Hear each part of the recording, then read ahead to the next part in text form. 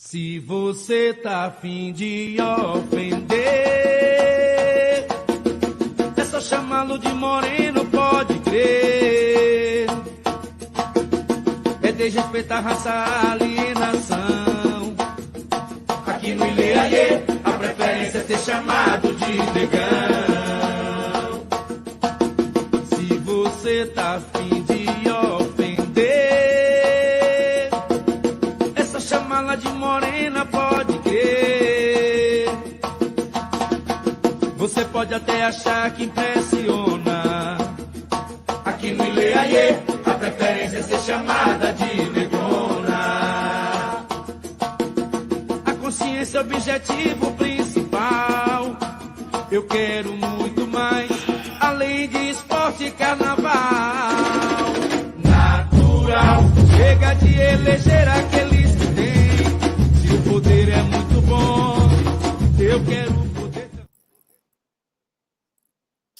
Welcome to What Must Be Done Now, Folklife Festival's Community Commitments and Re-Envisioned Futures, a story circle produced by the Smithsonian Folklife Festival and presented as a program of the American Folklore Society's 2020 virtual annual meeting.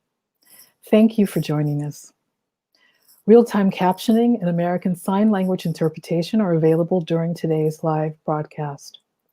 To view the simulcast of these services, please use the link provided in the comments section. If you are viewing this program after the live broadcast, note that you can also find it with closed captioning at festival.si.edu. My name is Sabrina Lynn Motley, and I'm the director of the Smithsonian Folklife Festival. Before moving on,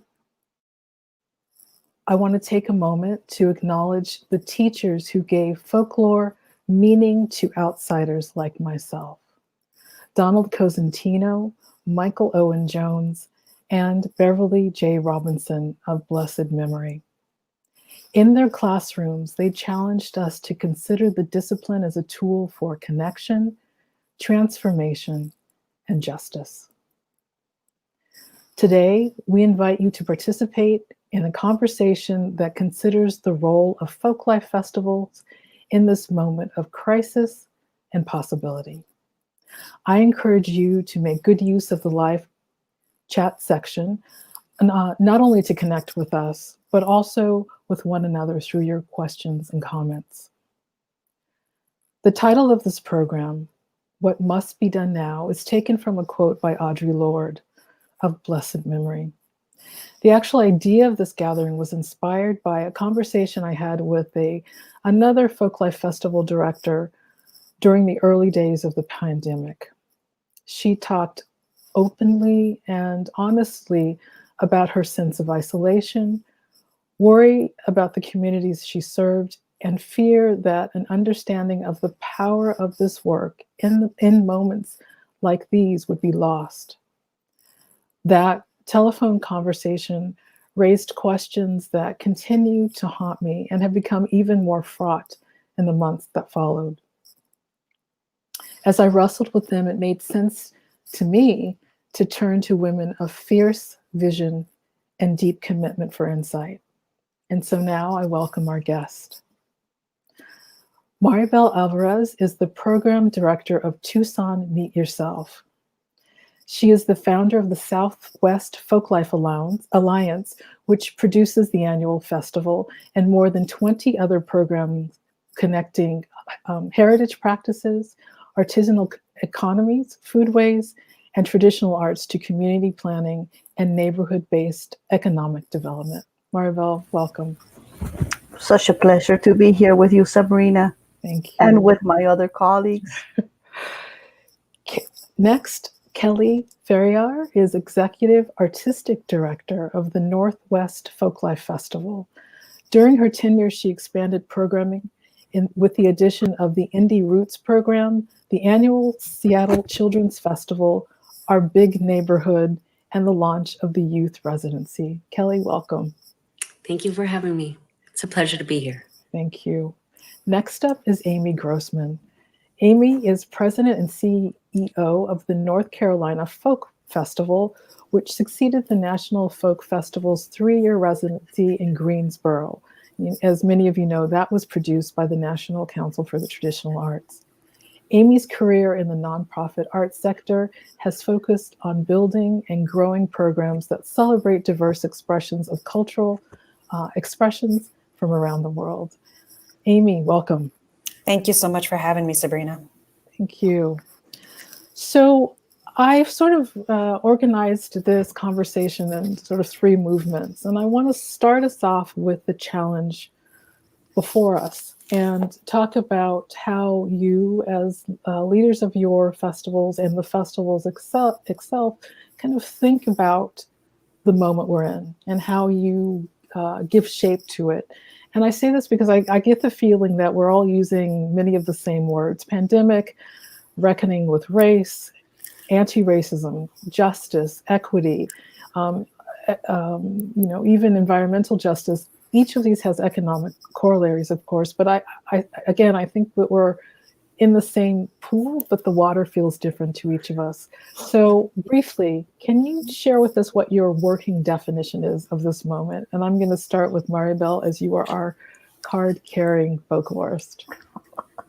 Oh, folklorists have written for a long time about the difference between those who carry the cards and those who don't, who practice the discipline's best principles, which my colleagues here all do. And what are those principles? Well, God, the whole idea of not doing for people, but doing with them, of opening the space of democratic participation, pluralism. I see it as granting oxygen to democracy, for the ability to people to come together, to organize, to do things that they might not otherwise do if they didn't know the human connections that they could establish with others through culture, ritual, sense of community. All of those things are what folklorists do. That's what folk life is about, is the life of the folk.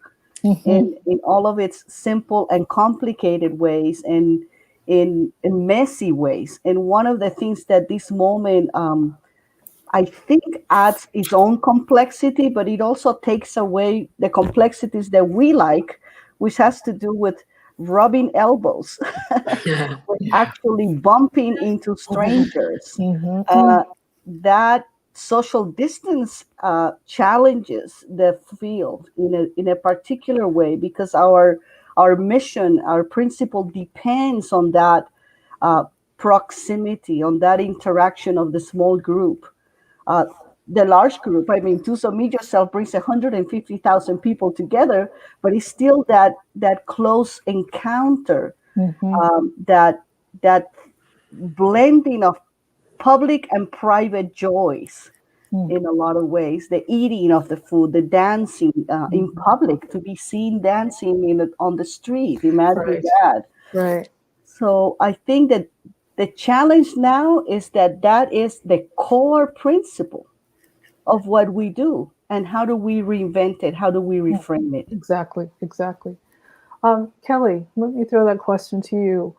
What does this moment mean to you? What does it allow you to do? And what are you thinking about in terms of your own festival? You know, the Northwest Folklife Festival of 2020 was scheduled. We had all the artists, culture bearers, everybody was ready to go. And we were on the fence of, can this happen? Is this only going to be lasting weeks, or is this a long haul? We really had no idea when we were making this pivot. And once we realized that, yes, we are no longer will be able to have an in-person festival, and moving that to this new virtual reality, virtual space in which we are connecting in, we really had to come down to that mission and distill it down. What is it that we do? Why do we do what we do? What is the importance of it? How do we continue to, as Maribel was saying, rub elbows with our neighbors, connect, discover, share with one another, specifically in a virtual reality? Mm-hmm, mm-hmm. So we've really been, working with our communities in a way that I think strips us away from the relationship being human to human. How can Northwest Folklife continue to serve communities, whether that be with mutual aid, whether that be with walking them through and supporting through virtual performances, whether that be finding where there's grant or funding opportunities. Our shift has really been just the human to human, and how do we continue to strengthen communities during this time? Mm-hmm. Stepping outside of our programs, stepping outside of events, but really reaching in and seeing how we can best support. Great, thank you.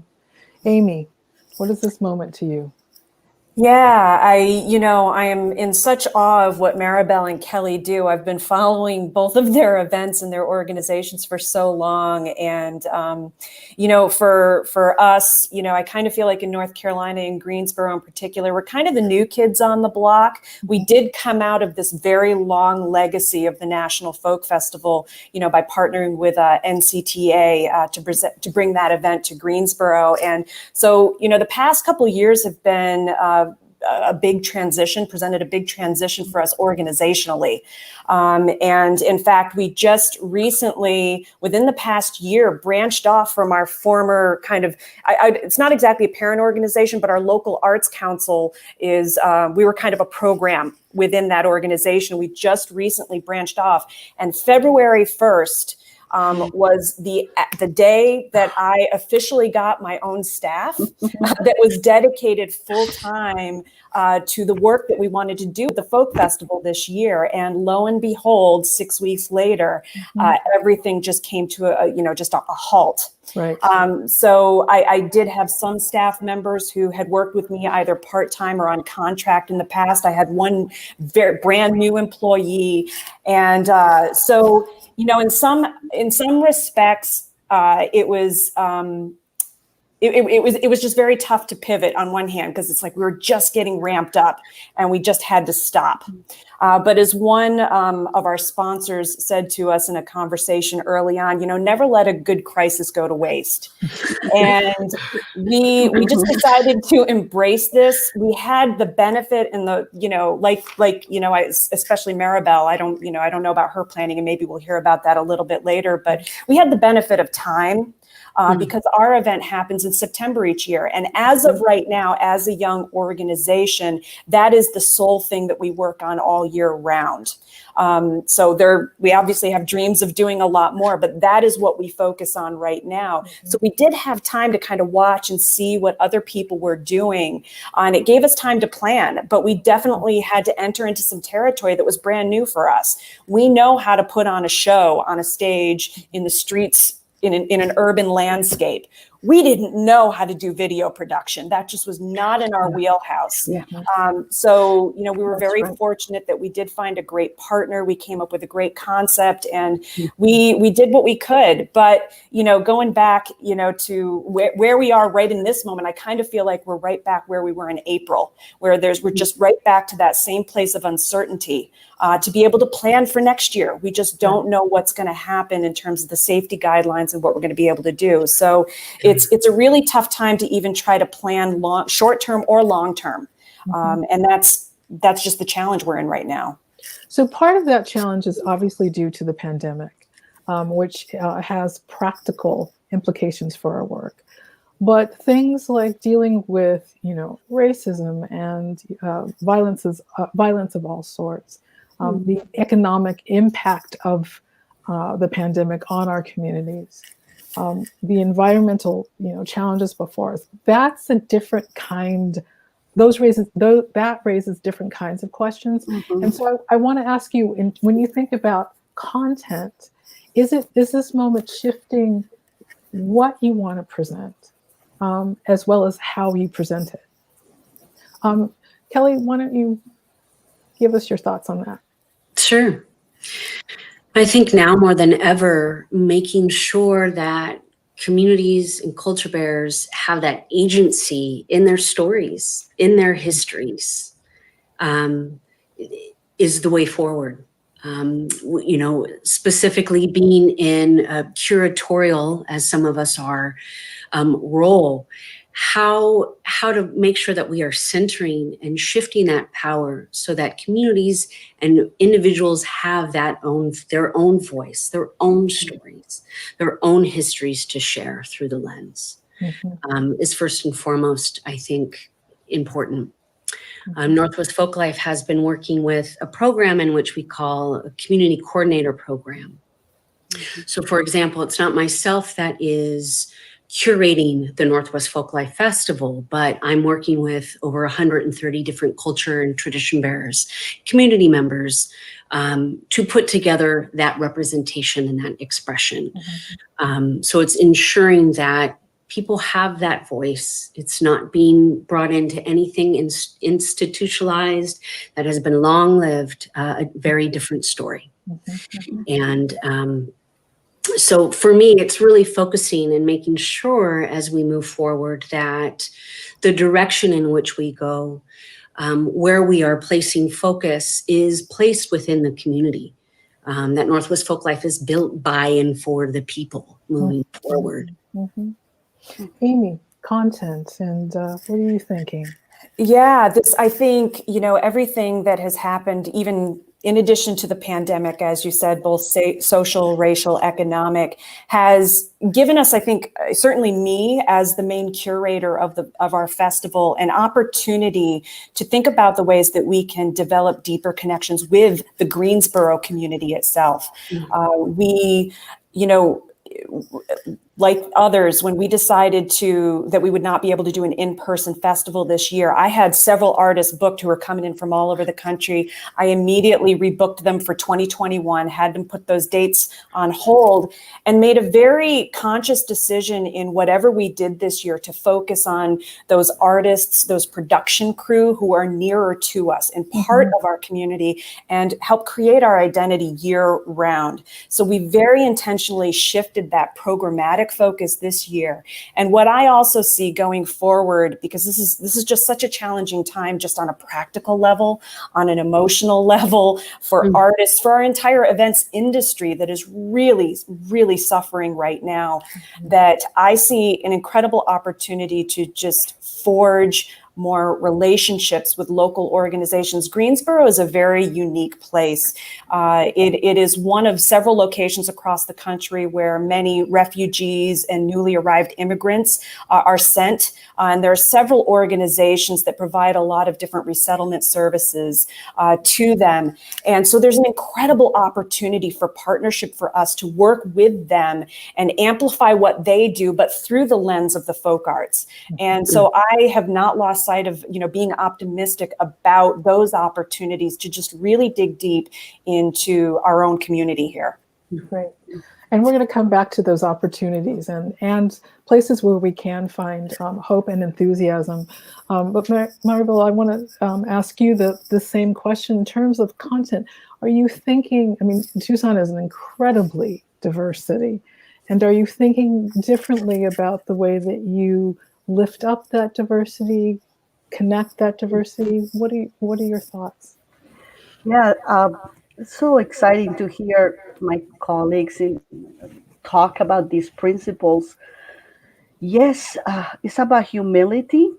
I think the events of the summer, the Black Lives movements, the anti-racist movement have taught us that we cannot be resting on the laurels of our disciplinary inclinations, that we assume and presume a benevolence to our field. We believe that we're doing good, and we do good. But we also have to be called and be ready to be humble students along with those who we serve, who are also our teachers. Yes. And I love that when you invited us to this program and you included the word community accountability, it also means that we have to be ready to not always get it right and to be called by communities to do better. This is, again, is difficult when most of the work that we do is focused on capacity building, on helping people. So there's something about deconstructing the helping ideology that has come into our field.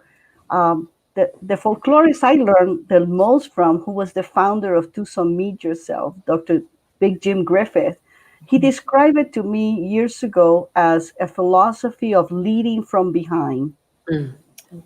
Being understanding that there's honor in the rear guard, in knowing that the work we do is never about us.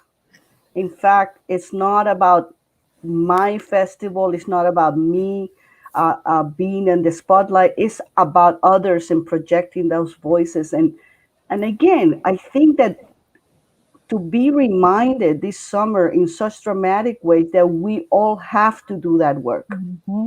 That we cannot run to our corners and say, "Well, I'm one of the good ones." I certainly don't have any room to grow in my understanding. So we are starting to understand where is it that our emphasis is. What are the kinds of programs that most advance those goals, as opposed to those who are nice to do, things that are nice to do, and that in some ways don't create any harm. But now the challenge is, do they also advance liberation? Exactly.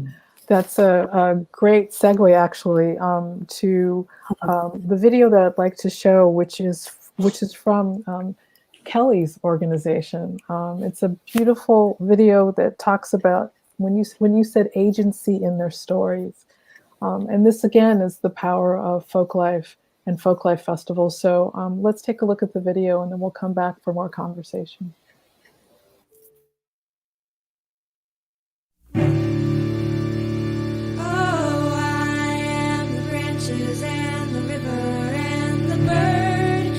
Folklife to me is an opportunity to share what you love, what you're passionate about, whether it's dance, music, art, crafts, food, anything, and also to discover new things, because there's so much to discover. Folklife is the best parts of humanity and the whole range of human experience.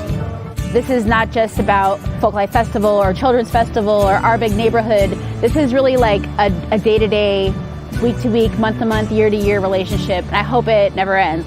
It's the food, it's the dance, it's the song, it's reconnecting our communities and ourselves with our ancestors. Is to share with my kids, with my performers, with my dancers, new traditions and new things. We are growing together with Northwest Folklife. Northwest Folklife provides us with accessible spaces, with community place for families to grow, places for our organization to grow. It's like a bonding experience for all of us. This is what it means to be united. Folklife to me is family, is cultural celebration. Folklife is community. It's feeling proud of who you are. It's living your traditions. Doesn't matter how old or young you are, there's something that you can get out of Northwest Folklife programs. Folklife is celebrating our traditions, all of them. May Folklife go on forever and ever and ever.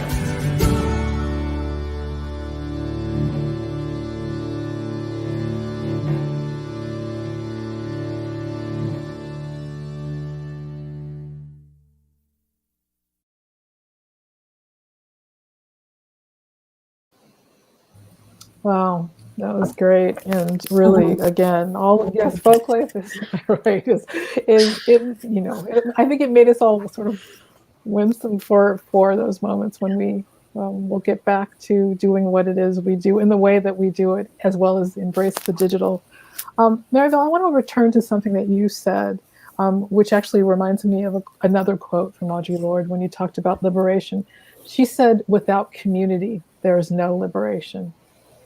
And I want to move us on to sort of looking around corners and talking about continuing our conversation about opportunities in this moment, both for our organizations, for our festivals, and for our communities. And so I want to dig a little bit deeper and ask you, have you redefined your commitments to communities? Now, we talked about this, but if you can give us some more examples of how that maybe redefined, renewed, re-engaged your sense of those relationships, those obligations to communities, whether they're geographic communities or communities of practice? And have you shifted the way you think about partnerships and what it means to be a strong moral collaborator? Amy, since your festivals is one in transition, as you said, I'm going to start with you.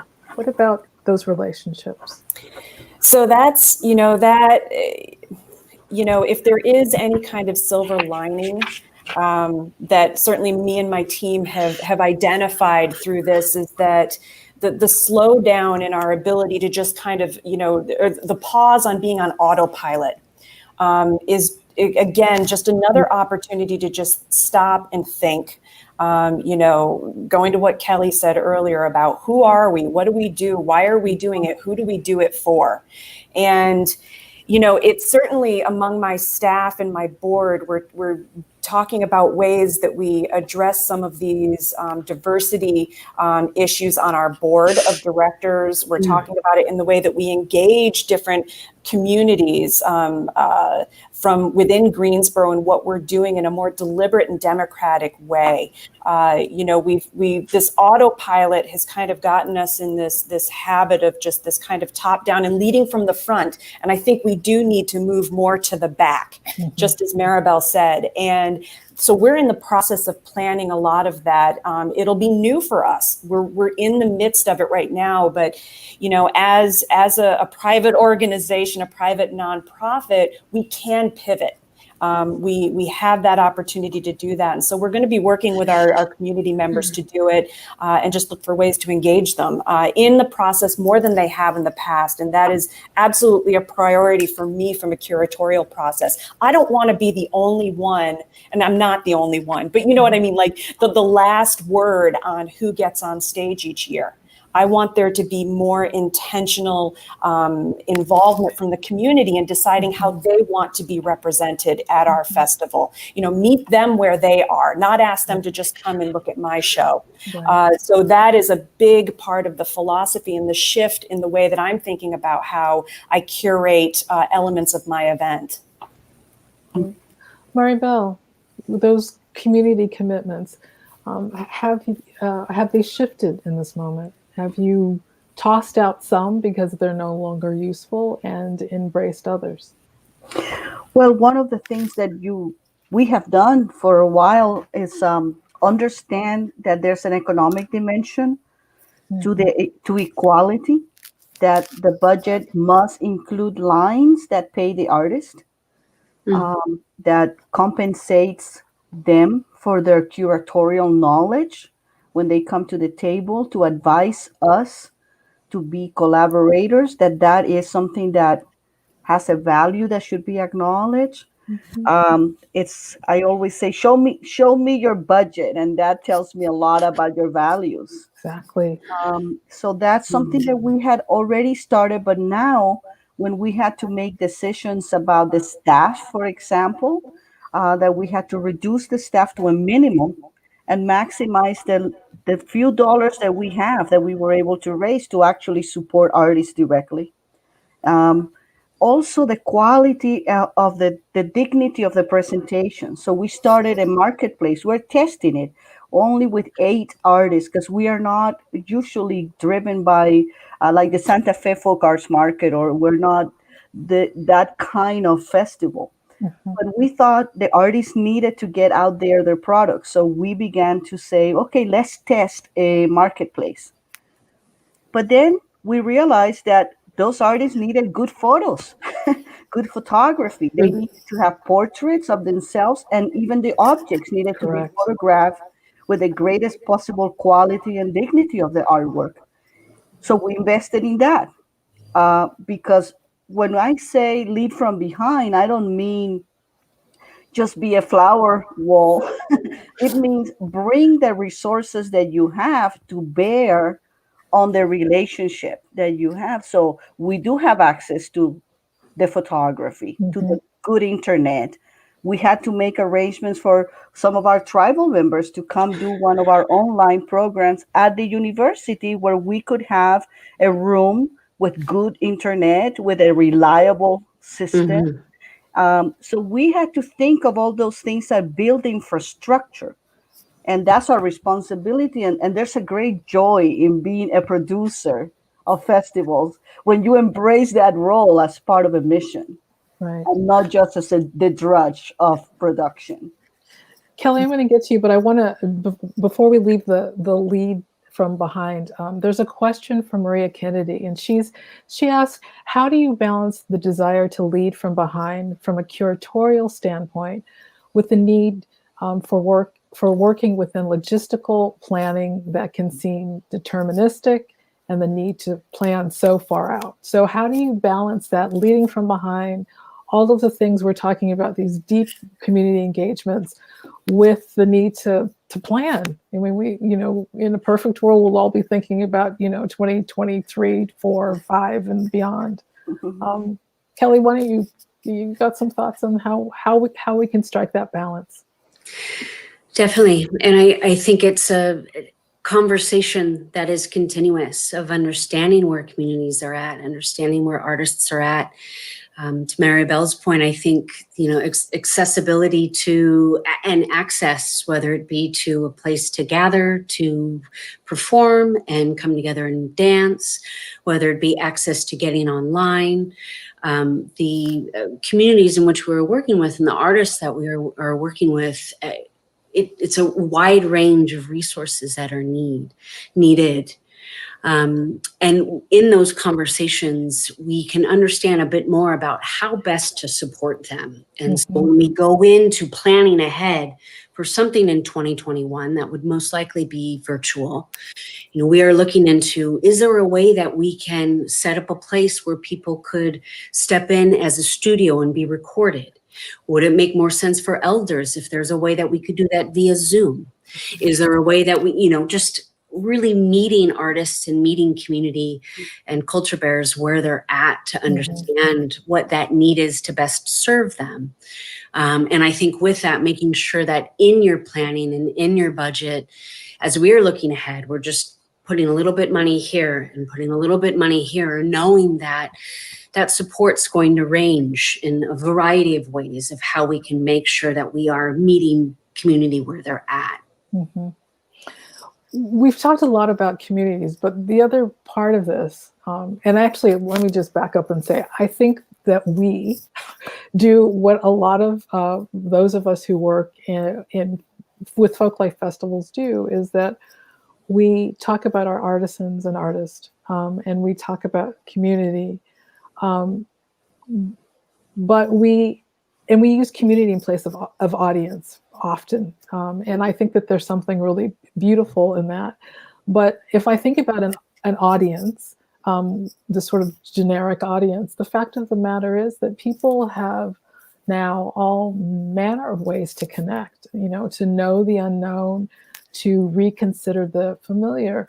And can you share with us what you've discovered about this work as we've had to shift to the digital space?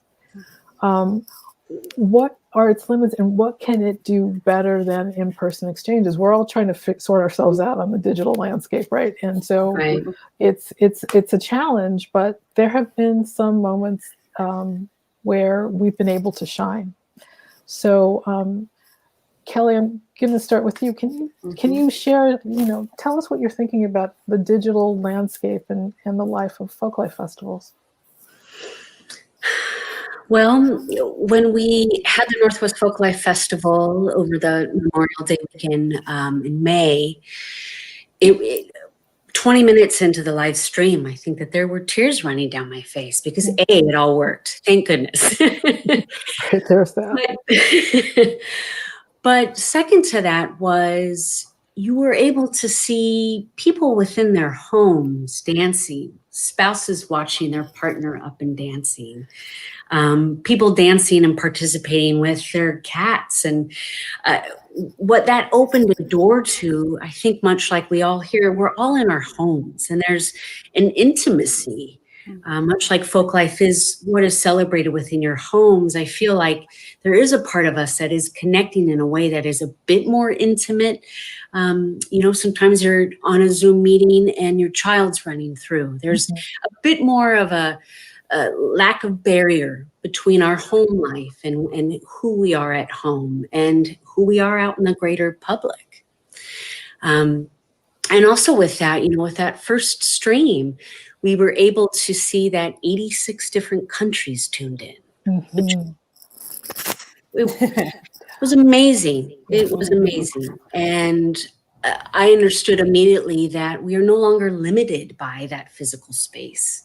We're no longer limited by the ability to come and to pay for parking and to find your way through a crowd. And so there have been some bright lights through this.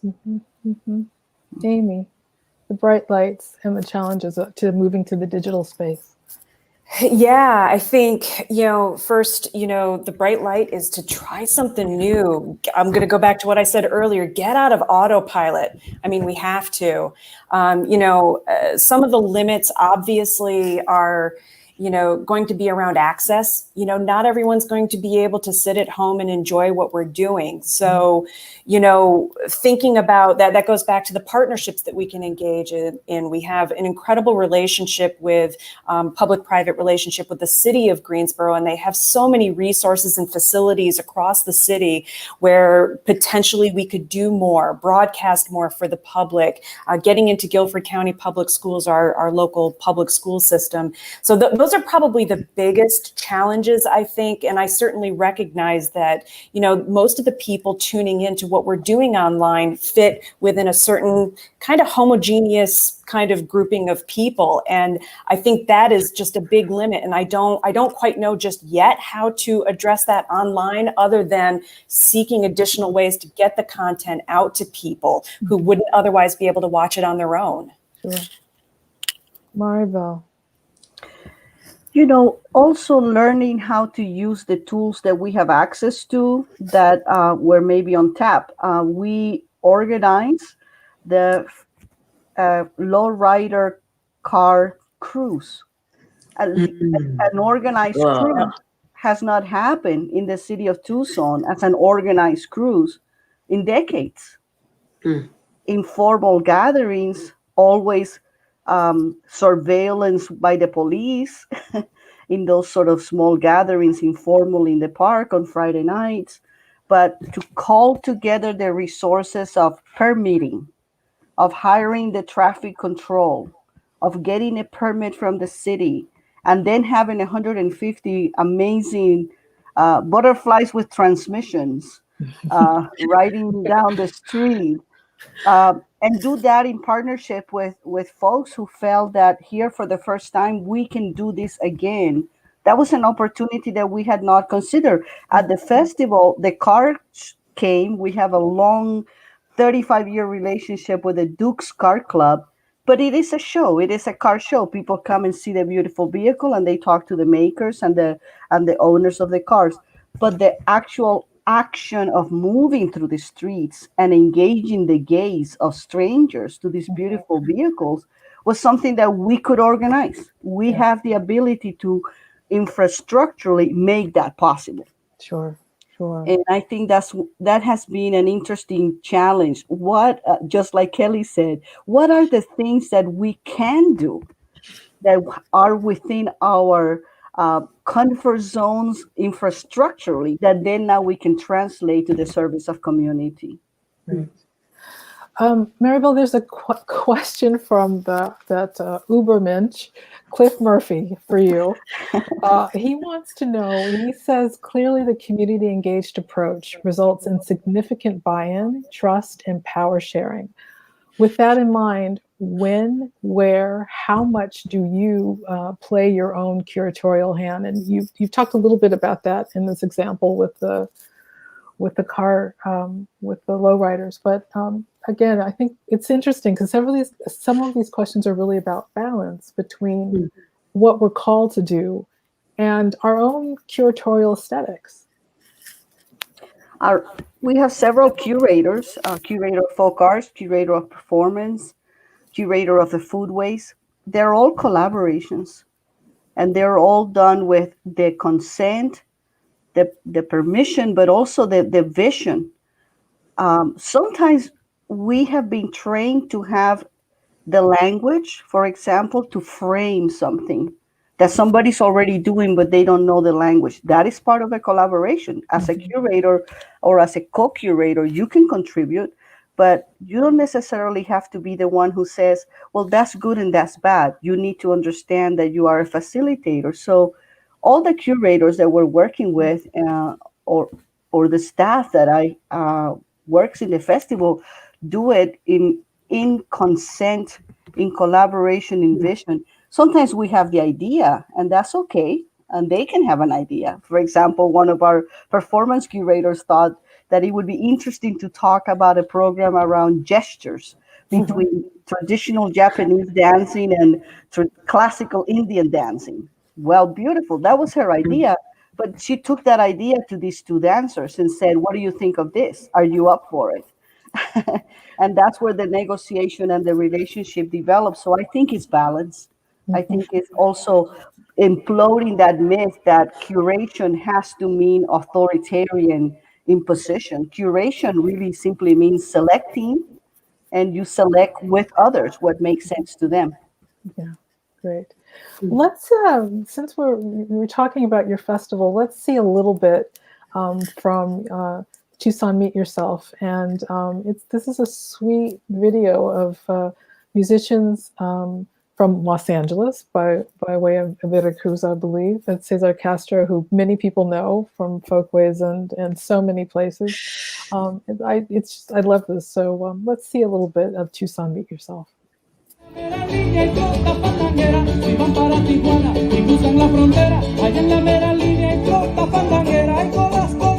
Colas y Nicolás, lo mucho que te quiero y el pago que me das. Si quieres, si puedes, si no ya lo verás. Con esos ojos negros, me miras y te vas.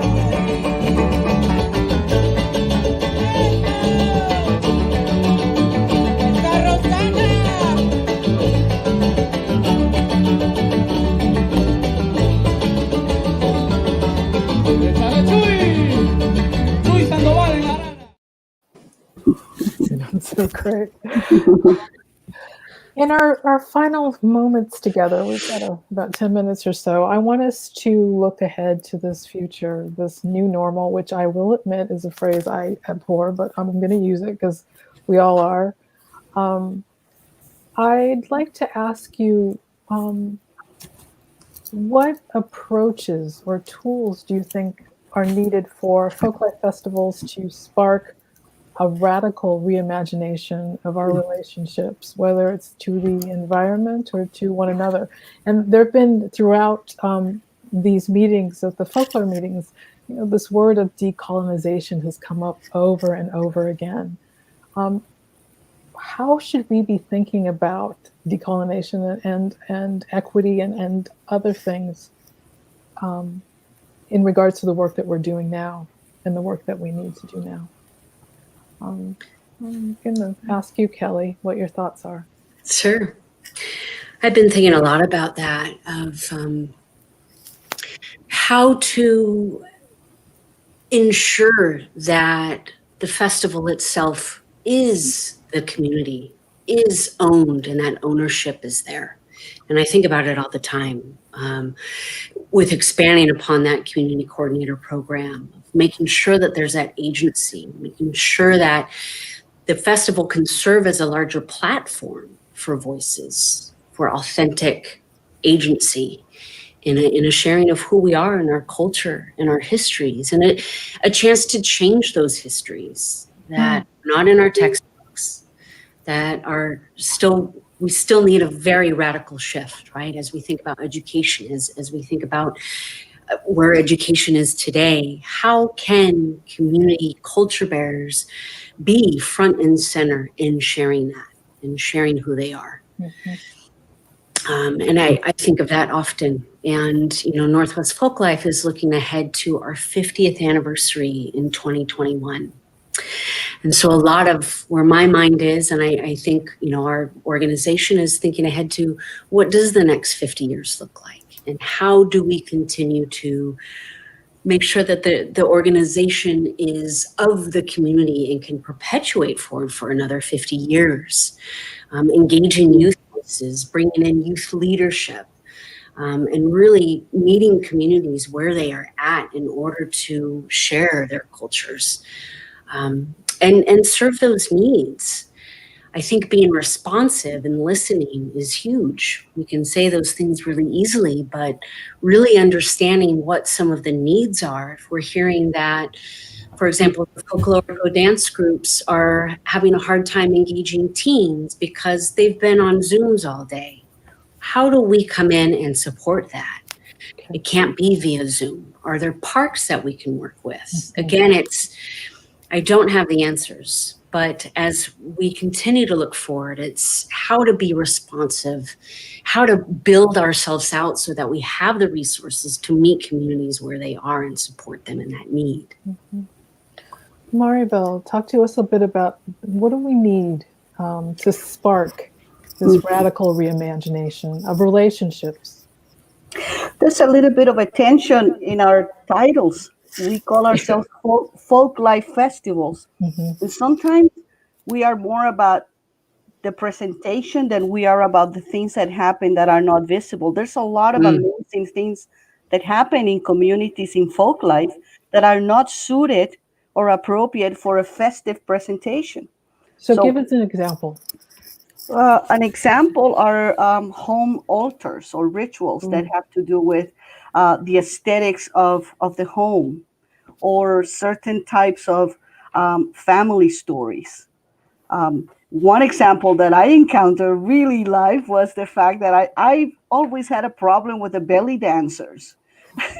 How do I present belly dancing? What is that? What kind of art form? Well, it happens to be that a lot of belly dancing happens very privately among women from the Middle Eastern countries in private spaces in their homes, and they will never come out and dance in the festival. So the kind of presentation that we do is called belly dancing has to be about something else. It's not necessarily about the authenticity of the experience among women in certain communities. It's about a mode of presentation publicly for engaging a kind of aesthetics. So that was one very tough curatorial decision, what to present, what to excise, what to drop, what to say. It's okay, we don't have to do it there, but we can do it for your group. We can support this community that is carrying on these tribal songs for the benefit of your community, without necessarily having the obligation to bring that to the festival. In other words, what I'm saying is that the word festival has to probably be reinterpreted to be more of a programmatic, larger tent where a lot of other things can happen. And then selectively, the festive and presentation part can be derived out of that larger foundation of folk life work, which sometimes will be visible and sometimes it won't. Right. And to accept that, that's okay. That's going to be like this is the first of many conversations, because what you just said, I mean, these words, folk life, festival, they all need to be unpacked. We can't get to today, but we will definitely return to them because, they are vexing. And I think unpacking them, as you suggest, is really going to be key to our future. Amy, talk to us about the tools we need to spark radical reimagination. I think, this isn't going to come off as profound or anything, but one of the approaches I'm using as I move forward with my own planning and my own thinking about a lot of this is, again, something that was mentioned earlier about approaching this with humility, especially as a white woman who is in many ways has many different layers of privilege that comes with that. And approaching what I do and working with communities who perhaps perceive us as an institution that historically maybe they haven't been able to trust these kinds of institutions, these organizations who, and this isn't us, but other organizations where, artists have been treated as a commodity, and just being really humble about that. Also finding as many opportunities as possible when I am meeting with people or when I'm convening people, that I'm the minority in the room. So that all of these voices are heard. And then we work together iteratively on how we solve and address problems, and address what they want to see from the festival and representing them on stage. And that's what I get really excited about working on, because I think there is such opportunity to forge those relationships and that trust with our community in a way that a lot of other arts organizations may not be equipped to do. I think there is a natural way for us in the folk life world to be able to address those conversations and those relationships in new ways. Mm-hmm. Let's see a little bit of what's going on in North Carolina. You brought a really beautiful video, and it's actually quite lovely and moving, and I want us to be able to share it before we end. Great. My name is LaTanya Wiley. I'm the Special Events Coordinator and Facilities Rental Coordinator for the International Civil Rights Center and Museum. Well, in 1960, much of America was governed by segregation. Jim Crow laws, as they were known, gave businesses the right to limit or completely deny service to people of color, and Greensboro was no different. Here at this location of F.W. Woolworth's, the lunch counter was all white, so while people of color could shop and purchase food here, they were not permitted to sit and be served. So this would enact the sit-in movement of 1960, where we see college students, freshmen from North Carolina A&T College, launching this historic event on February 1st, 1960, the sit-in movement. We gotta do this thing together, but if you want it to last, you're gonna be loving me. You gotta be loving me. You gotta be loving me.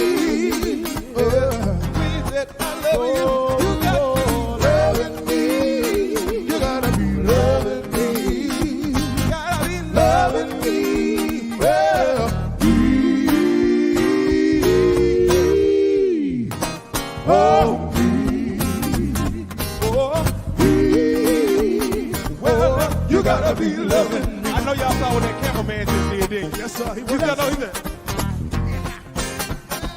Stepped up on a curve with some swag.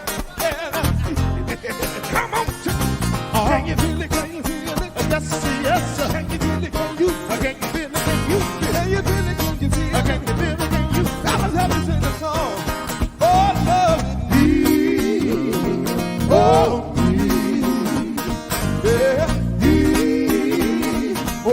You gotta be loving me, oh, love me, oh, me, yeah, me, oh, you gotta be loving me, no music, oh, loving me, oh, me, oh, Lord, not me, oh, you gotta be loving me, oh, loving me, oh, me, oh, one more time, me.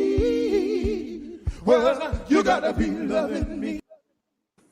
That's great. Oh, that's great.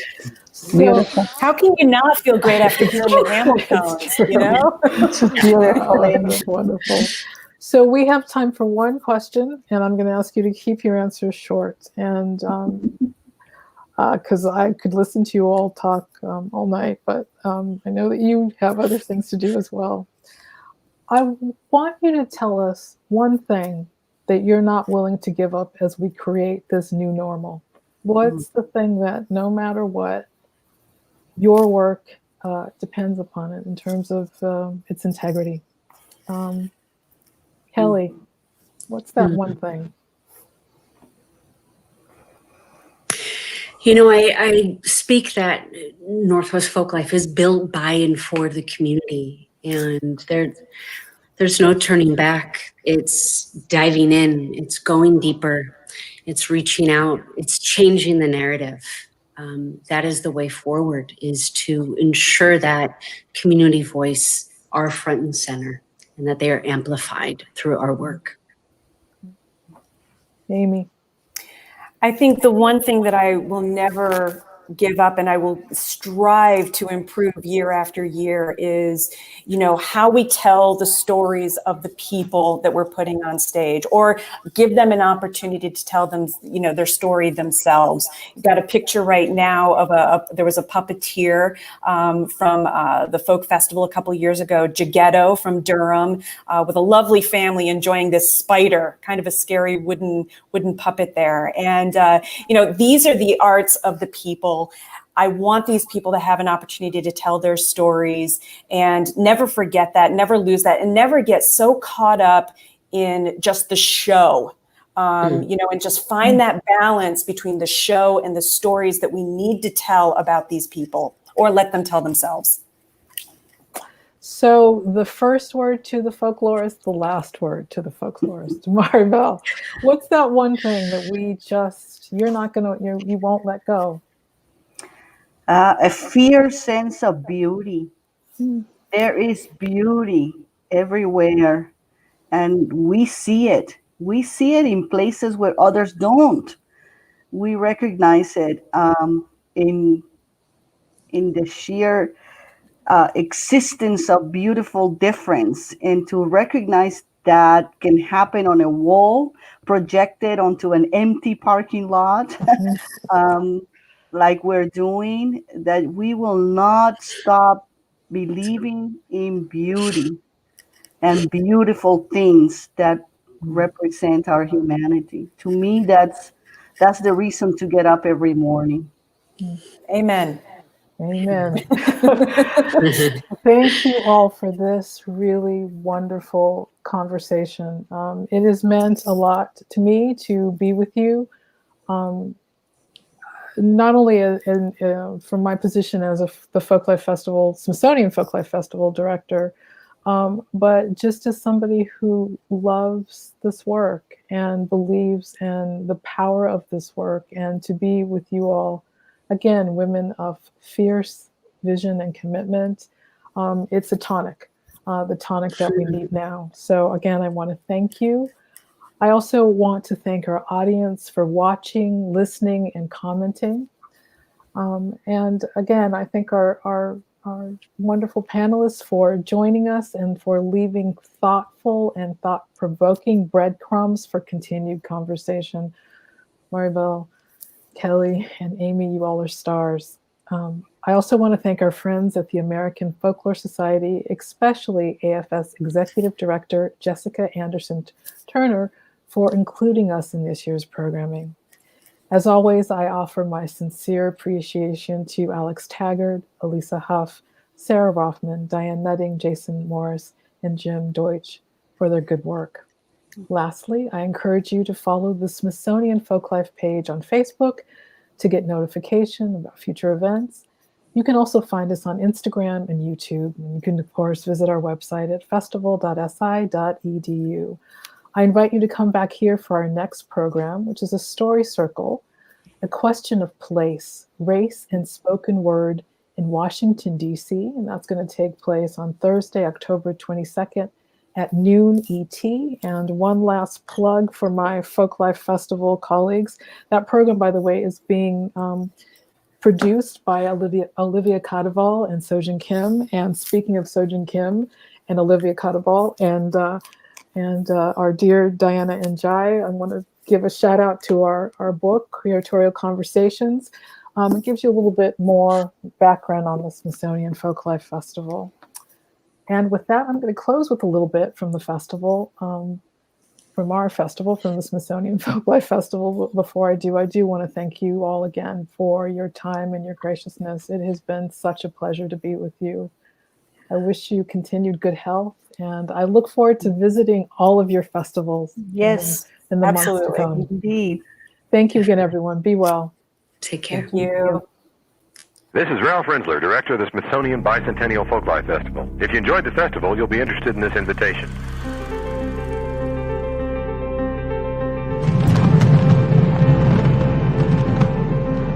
Ladies and gentlemen, an opportunity like this cannot be taken for granted. This evening, we are going to be beating our hearts out for you all, so I want to see people enjoying themselves. So get up and feel the music and do something about it, okay?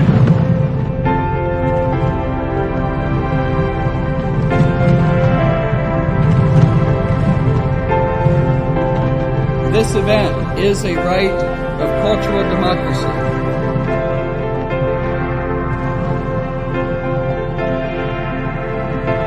We have many, many partners, you included. I encourage you to stand alongside with us as we travel this journey year after year.